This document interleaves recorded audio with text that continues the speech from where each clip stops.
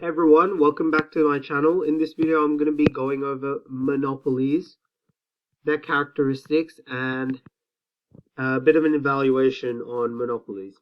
So in a monopoly, let's just first list out the characteristics. There's a single large firm, and this does not always stay in real life because when you have a market, there'll always be some tiny competitors or even other competitors. So this definition is kind of loose, like the single firm. Generally, it's a few large dominant firms that can also work as a definition.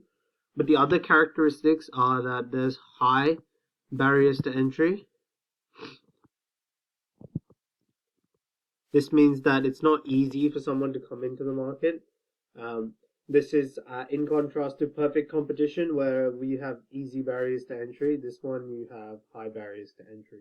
The final characteristic of a monopoly is that the products they sell have no close substitutes. That means what they sell is going to be relatively, it's not going to be easy to get elsewhere, right? So of course people will try and copy products, but that won't really work here. So there won't be any close substitutes. So if you think of an Apple iPhone, you can't get a Samsung as a substitute, right? And that's how that works because there are no substitutes, even though they may be competitive goods. They're still not substitutes for each other because some people are more compatible with the iOS system, others are more compatible with the Android system. Okay, so with this, what these characteristics essentially give is monopolies have market power, and with that comes the ability to charge a price that they desire. So they can go beyond just MR equals AR equals demand. So if you remember perfect competition, they have a horizontal demand curve. That's the price curve as well. That's going to be equal to D equals price equals average revenue equals marginal revenue. And this curve is horizontal because with low market power, literally there's basically no market power in a perfectly competitive system, they're going to have a horizontal demand curve because they cannot change the price they have. But in contrast, monopolies, since they can charge a different price, they have a downward sloping demand curve, and this is demand equals average revenue. Next, they have, as with other curves, you need the marginal revenue curve to be double the slope of this, so marginal revenue is going to look like this. Next, you have the average cost curve. It's going to look something like that. Could look something like that. And then the marginal cost curve. Let's draw that a bit clearer. So over here, I've drawn diagram 1, which is a monopoly for iPhones. So here we have the downward sloping demand curve, which is significant because it signifies that in this market there is market power and ability to change price. So with the ability to change price, we have a downward sloping demand curve. And with the downward sloping demand curve, we always know that demand is going to be equal to average revenue. So if average revenue is this curve, then we need a curve that's double its slope as the MR curve. So this is what I've drawn here. And next we have to have the average cost curve, which so happens to be this. And next, marginal cost curve has to come from underneath the average cost and cut through average cost minimum point. Now, let's talk about some characteristics. So, profit maximization. Actually, let me do that in a different color. Profit maximization. So, profit maximization occurs at the point at which MC equals MR. So, we're going to look at the intersection of these two. MC curve, MR curve, it's right here. Now, how do we work out the profit? Well, we look at the average revenue directly above it, and then we got to work out average cost directly above it, and it's basically the difference between the two. So this would be the profit. Now what's interesting here is that unlike a perfectly competitive market, in the long run, there can be supernormal profit. So supernormal profit occurs when average revenue is greater than average cost, and due to high barriers of entry,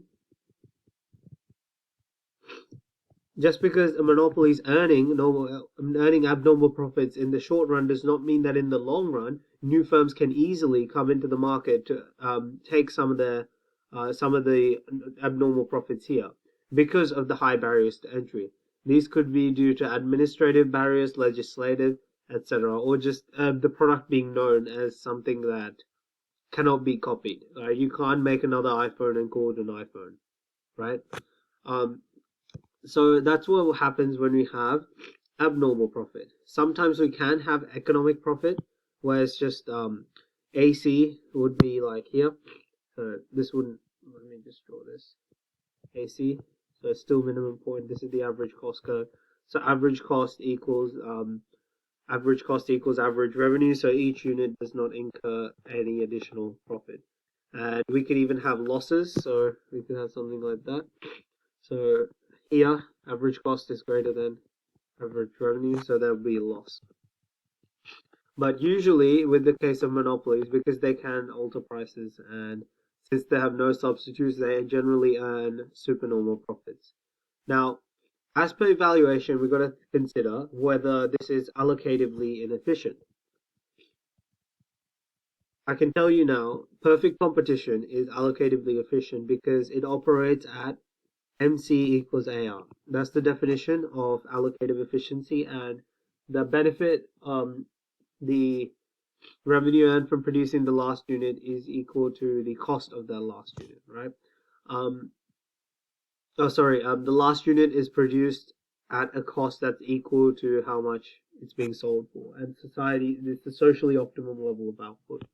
We can see from here that when a monopoly operates on maximizing profits at the MC equals MR level, we don't get MC equals AR. MC equals AR would be this point right here, but we're actually not producing there. So because of this, there's not going to be allocative efficiency. We call that allocative inefficiency. Now, also we got to consider something called productive efficiency. So productive efficiency involves producing at the lowest cost, and in this case it would be the lowest average cost. Now, lowest average cost is going to be the turning point of the average cost. And we can see here that actually we're producing a bit less. We're producing a quantity lower than the average cost minimization point. So there's also going to be productive inefficiency. So you're going to probably think, well, monopolies are quite bad because we have all these types of inefficiency. So what are we going to do about it? Well, monopolies aren't necessarily bad because compared to a perfectly competitive firm, monopolies produce a lot, right? Each firm produces a lot compared to a perfect competition because there's only going to be one or very few people in the market. So in this example for iPhones, Apple produces all their iPhones, so they're going to be able to enjoy what we call economies of scale. So economies of scale describe the lowered costs of production due to specialization, managerial application, lower resource costs, and other factors that I can consider in a different video. So economies of scale is just the average cost falls as production increases. So that can be due to what I said was specialization is the main reason.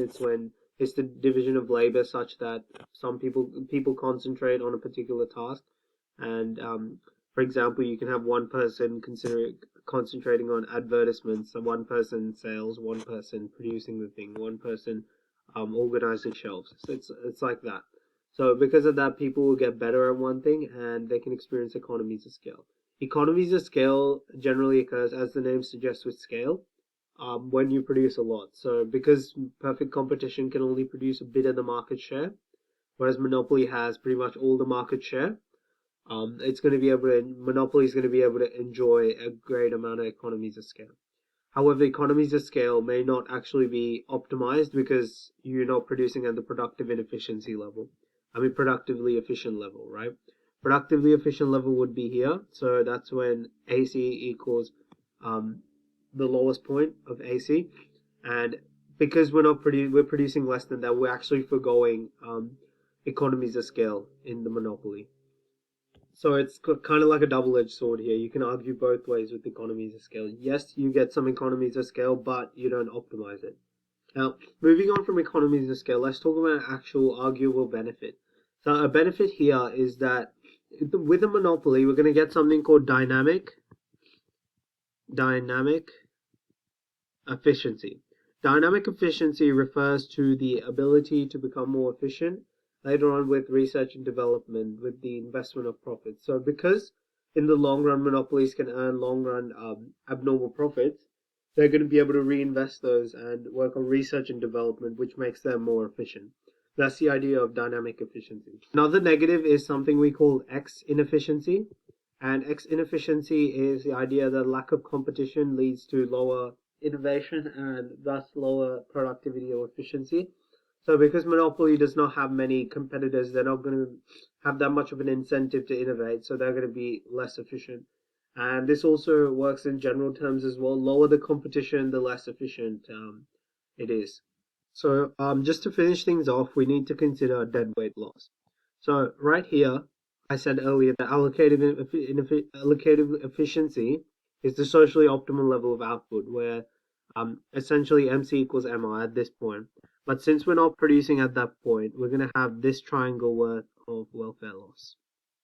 So it may not be a triangle, it might be a curve there, but that's going to be the welfare loss. I should have mentioned that earlier, my bad. But that's going to be the welfare loss from monopoly. So that's going to be useful in paper 3 calculations. But other than that, guys, that's going to be it for this video. I hope you guys learned something new about monopolies in economics. Like I always say, it helps out a lot if you guys can like and subscribe. This is a small channel, so any help is highly appreciated. And if you guys have any topics you want me to cover, just leave a comment down below and I'll be happy to do that. That's going to be it for me, guys. See you in another video.